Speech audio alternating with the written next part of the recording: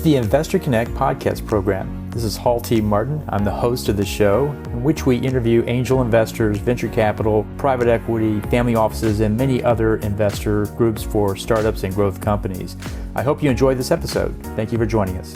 Thank you, everyone. We'll get out of here. Thank you. So you just want me to share my screen? So now we have Ron, who's going to be doing a presentation on the best performing asset class in the world. Everybody see the screen and hear me, see me fine? We can. Yeah, we sure can. Okay, great. Well, thank you so much for being here today. Again, I want to thank the other companies for their presentations and also for 10 Capital Network. And they've been such a great partner and doing a lot of very good things for venture-backed companies and also for emerging managers, such as ourselves at South Highland Ventures.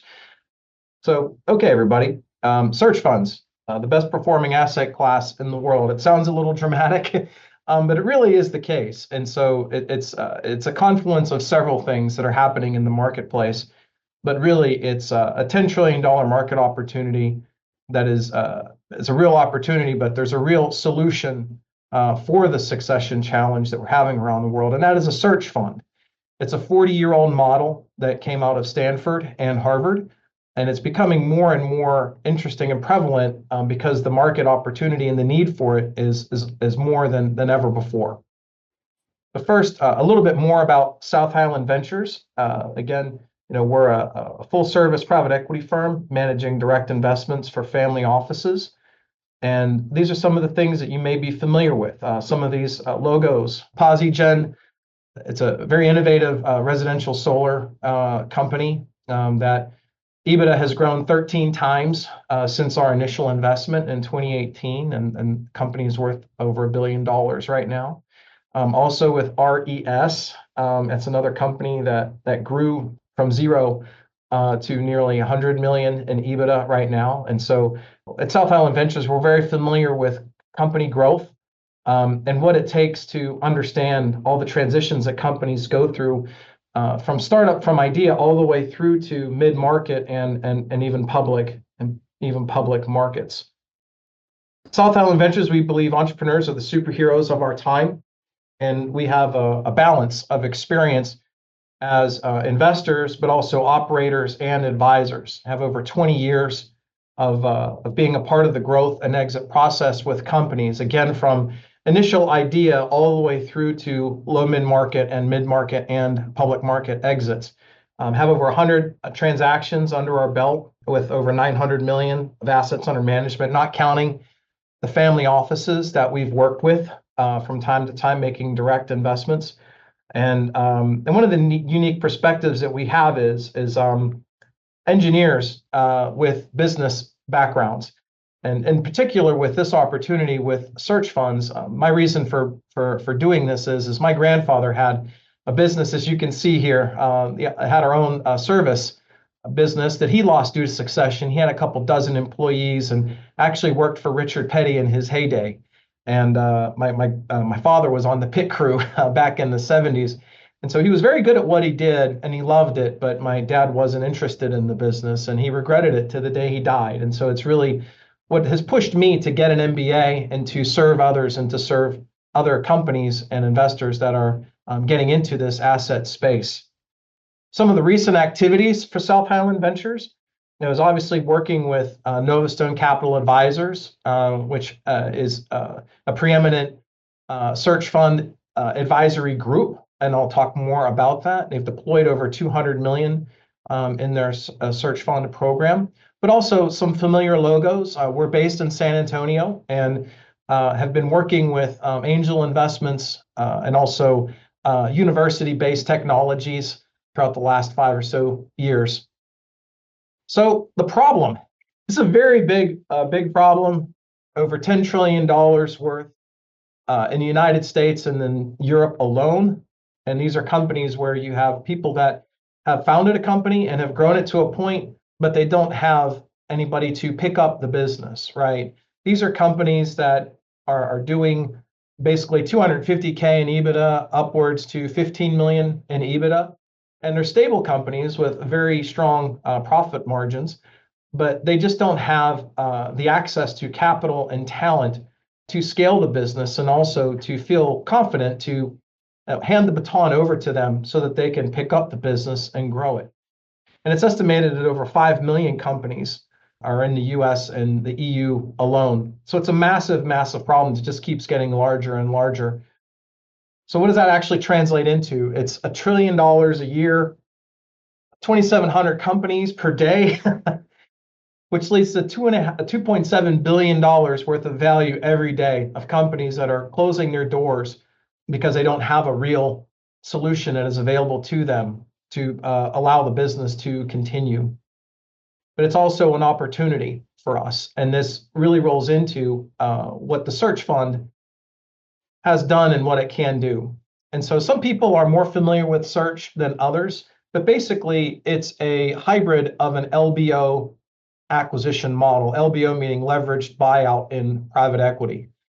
And so this was created in the mid 1980s through Stanford and Harvard, specifically tailored to find a greenish, 20-ish old entrepreneur that has talent, but they don't have the capital or the experience, but they're coachable. And so the idea was to back them, give them some money so they don't get a job, but to back them and to have them enter a phase where they search, where they're actually paid to go find a company that fits their investment thesis that they can run and then eventually acquire and become the CEO of. So you have this first stage where investors pay them to go find a company to acquire. And then once they find it, they acquire the company and then they grow it. The acquisition, like I said, is partially funded by debt and also with equity.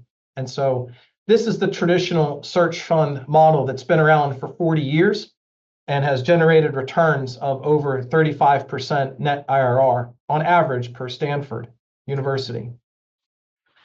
The growth in search funds has been quite amazing, mostly due because Father Time is undefeated. And so the problems are becoming larger and larger. And also the word is getting out, thankfully. Executives are learning about search funds and the opportunities that they provide. And there's just a lot of intrinsic value, but also it pays extremely well. I mean, those returns are very compelling for investors, but also for the entrepreneurs themselves. And so what we see is searchers are getting 1.5 million per year. A lot of that is based off of the sale of the company, but they're in a position where they can revitalize a company and modernize a company and grow it and get value with that, but also with the exit potential and the earning potential. And also there's been over $2 billion invested in search funds to date. And so it's a pretty large market, but still early, but growing. And this is where we get to search funds are the highest producing asset class in the last 40 years. And that's not me saying that, that's Stanford University. And when you actually compare search funds as an asset class, it does extremely well. It's double private equity and venture capital net of fees. And so these are due to several factors, but it really, in essence, it's going into markets that are underserved and getting into companies that are smaller than traditional private equity. And they do require some heavy lifting. They need to be modernized, and you need to have the right kind of entrepreneurial talent to take those challenges on. And that's where the value comes in. And private equity firms and strategics are actually okay paying the premiums for these companies because they're more updated and up to speed on current best practices and so on and so forth. But really, at the end of the day, the biggest thing to take away from this slide is that search funds yield twice the returns in half the time, which is pretty compelling, in particular because you're not taking anywhere near the same kind of risk and have the volatility as you would in like a venture capital fund, for instance, where half of your investments can go bankrupt. So we're not shooting for 100x with these kinds of investments, but really to focus on 3x in 3 to 5 years all day long for the companies that are invested in with search funds. why do search funds work? I really like this slide because it really focuses on the balance that you have. I mean, it is a hybrid model where it has parts of venture and also parts of private equity in the same model. And it needs to be a hybrid because of the size of these companies. It's a unique situation where you have to be able to build as well as grow. And so you really need to have a proper balance between the sellers, the investors, and the searchers. The sellers love it because they get to pick their leader. They get to pick the next person that's going to take their company. If they sell to traditional private equity, they don't get that choice. The private equity firm finds the deal first, and then they install their executive and their executive team. But in this model, it's the other way around. And so they have influence. They can work with the entrepreneur to create the growth plan and to find a proper cultural fit for the entrepreneur. The entrepreneurs love it because they're in a situation where they can work with the seller and get into a company that is already up and running and growing, has a potential for growth, and also investors for the returns. And there's a lot more in particular with this, where there's a lot more symbiotic help with what we're doing. But with the investors, it's a syndicate of investors that traditionally invest in search. So it's not one investor that takes a majority of the investment. And so everybody is kind of forced to work together. And I think that's one of the key reasons as to why you see the results with these companies, but also the obviously translating into returns. There are different search fund models. One is a self-funded search. If I'm a single individual and I just want to buy a company and run it for myself, there's obviously a lot of autonomy involved with that. But typically, these are companies that are in the $250,000 to $1.5 million range, and using SBA loans in the U.S. in order to acquire these companies. So you have more debt, you have less investor involvement, and you're buying smaller companies, but you don't have to have a board, right? You have more autonomy, but you have less upside to these kinds of investments. You have a traditional search where you have a solo search or a partnered search where you're working with a group of individuals to go out and pool investors that are within your network, right? You're pooling people that can invest in the search entity and also in the acquisition. And last but not least, you have the sponsored search, which is private equity backed, and also some search accelerators. The private equity backed search, there are some well-established groups, but there aren't nearly enough in order to fund the opportunity, the $10 trillion opportunity. But it also gives the entrepreneur the opportunity to acquire a larger company and have more sophistication and scale in order to more aggressively grow the company. And as you can see, the trend is increasing capital intensity and more governance complexity, but also a greater return potential. Because the larger the company that you can buy, traditionally the larger opportunity that you have to grow the company. Novastone, that's a partner that I mentioned earlier in the presentation. They've been investing in search funds for like 15 to 20 years ago, and through their vision, they saw that this is a highly fragmented market and figured out a way to scale the search fund and to create it to be more of an asset class. Search funds have been kind of difficult to find and vet because they are so fragmented and different in quality. And so Novastone's goal was to create a program that owns the whole search fund process from start to finish, so that we can achieve scale and efficiency and be that apex partner for entrepreneurs, investors, and sellers. And so far, deployed over 200 million in equity since inception, and have over 40 team members, and have launched nearly 100 entrepreneurs since 2020. So how the process works with South Highland Ventures is NCA is the group that built this deal flow machine, right? Where we have nearly 100 searchers that have gone through our selection process, and they are finding the acquisitions. And once they get to a stage where they have an LOI, that's where the institutional investors get involved. and where we get involved to deploy capital into the acquisition stage. So NCA has created this process. It's taken them 7 years to do it. And South Highland Ventures as a partner is helping to run the machine, right? We actually help pick the entrepreneurs into the program, and we're deploying capital into it. And so it's kind of like I'm working with a stacked deck, but I'm also able to pick the cards that are in that stacked deck so that we can focus on the entrepreneurs and opportunities that are of the highest quality. Our allocation, we are basically agnostic when you look at the sector, and we are globally oriented. We have companies in the United States and also in Europe. But the key thing is that we're not specifically focused on a particular industry. It's more so the situation that the company is in.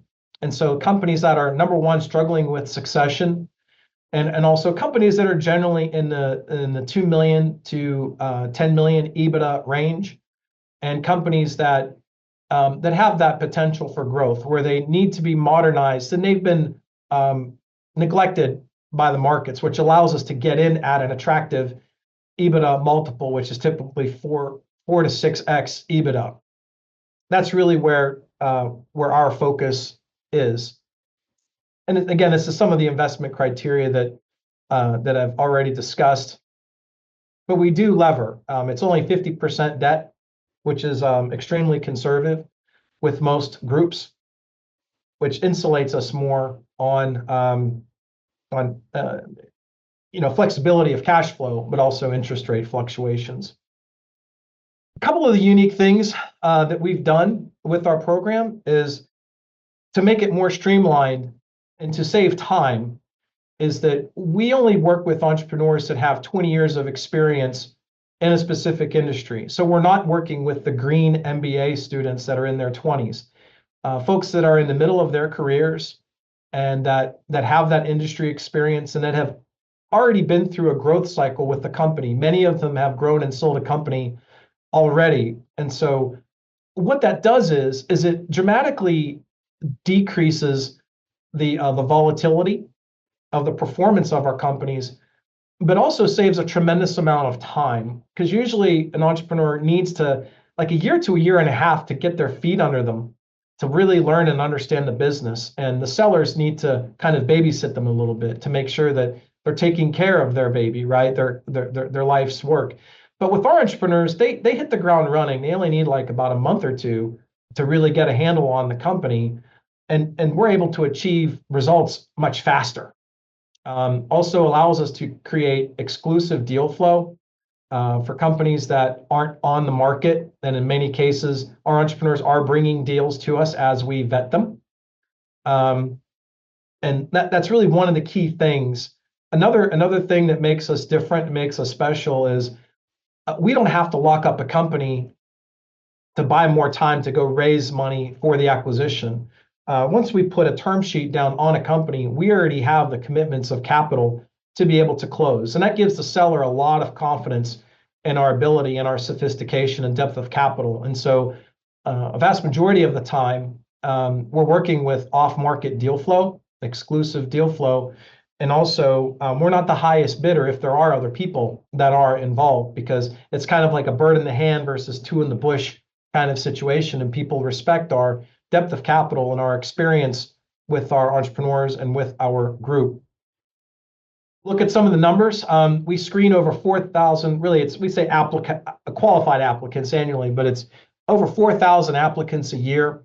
It's a 2 to 3 month process per cohort, and about 1% make it through. So we're extremely selective in how we pick these executives into our program. We've launched nearly 100 searchers so far, to the point that we're acquiring 4 to 5 companies a quarter. So we're acquiring around 20 companies a year. And so this allows investors to deploy capital twice as fast as a traditional fund would, because all of that upfront work has been done to pre-screen the deal flow. And so we don't have to spend that time looking for the deal flow, because it's already been created for us. Again, working with that stacked deck. We've acquired 23 companies, deployed 200 million in equity, and have 7 LOIs that are currently active. So we have a bench of opportunities that are available. So for more information, here are some websites, and we'll make this presentation available for folks. But I just wanted to make sure that there are some more places where you can go to learn more about search funds and what we're doing, in particular, some great podcasts too. But in summary, succession is a global opportunity impacting $1 trillion a year of enterprise value. The search funds are a proven solution for succession, and South Highland Ventures and Novastone have come up with an innovative way where we're taking the search fund model and modernized it for scale to the point where we have generated cash returns of nearly 50% IRR, and our portfolio is tracking at nearly 100% IRR. And more than happy to answer questions if people have them. Thank you so much. Awesome. Thank you so much for that, Ron. Great Yeah, no presentation. problem. Do we have any questions from the audience members at this time? We have one from Pedro. Does SHV consider investments from different transactions? Yes, we're an independent fund. We have a partnership with Novastone, and we do have the flexibility to invest in deals that are outside of the program, because I don't want to have blinders on. I want to be able to see what's going on in around the world, and to be a part of that. And so we do have that flexibility. But the key thing is to because of the high quality and the time and the diligence that has been spent on the entrepreneurs and their investment opportunities, that's where we really get to scale. But I didn't want to be chained to only have one place for deal flow. So we do have that flexibility. Okay, thank you so much for that. There's a follow-up question. How can we reach you to share an investment memo? Yeah, sure. I think my contact information is still showing on the screen, and that's my cell phone number and my email. We're also having a call actually this Thursday morning at 9:30, where one of our portfolio companies in the program is presenting, and it's actually for an acquisition in Texas. And so if you're interested in that, I can, if you send me an email, I can follow up with you, but also send you an invitation to that presentation also. Yeah, and another thing is I am going to be opening up our breakout rooms here. So if you want to go ahead and talk to Ron in the breakout room, feel free to. I'm going to go ahead and do that now. Our breakout rooms will be open until about 2:15, and then I will be closing the webinar. So please keep that in mind. Okay, I'm going to go ahead and open all the rooms here. Investor Connect helps investors interested in startup funding. In this podcast series, experienced investors share their experience and advice. You can learn more at investorconnect.org. Halty Martin is the director of Investor Connect, which is a 501c3 nonprofit dedicated to the education of investors for early stage funding. All opinions expressed by Hall and podcast guests are solely their own opinions and do not reflect the opinion of Investor Connect. This podcast is for informational purposes only and should not be relied upon as a basis for investment decisions.